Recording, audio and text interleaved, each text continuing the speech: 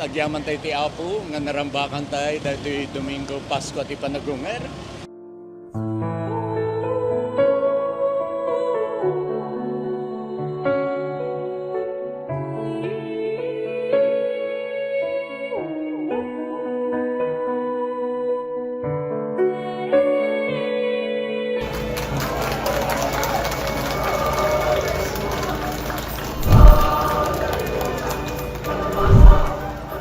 Ita eksapa dito'y Bangked Abra, nga ragsakan na rambakan ti Domingo Aleluya, weno di Pasko di Paragungar.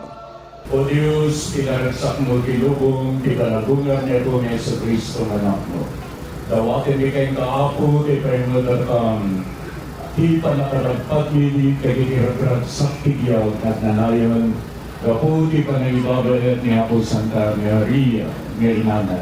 Gabunat na ken Kristo na anak mo ken Amen.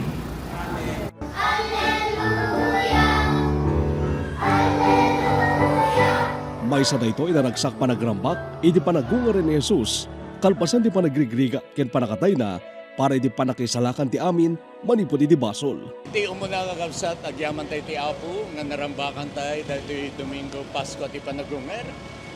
Numampay, lalo dito yung probinsya tayong Abra tinapalabas, kahit ato ti pagbagbagngan tayo. Ngem, iti nagungar nga Kristo na parmek na mamin iti panagbuteng, iti patay, kahit inagyan na kayo tinamnama. Nga, adantumet lang ako, baylay kita iti biyag na makibingay, iti rago rambak, iti nainglorian nga panagungar na. So kakabsat, happy Easter! Dakkel nga namnama para kada tayong aming kakabsat. Makita may tiragsak, nagiti narwayan ng kipaset ti selebrasyon. Naragsak Apo ta nagungan manen ni Apo Jesus. So, anya ti kaslang importansya na kanya yun dito eh.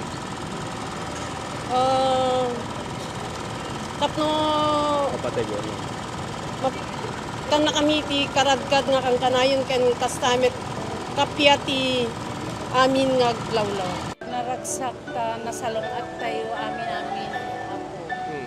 May sakay-saka dito eh, aktibo nga maging posisyon ng ano semana. Yes, sir, kapot ta revolto mira ti kadaanan.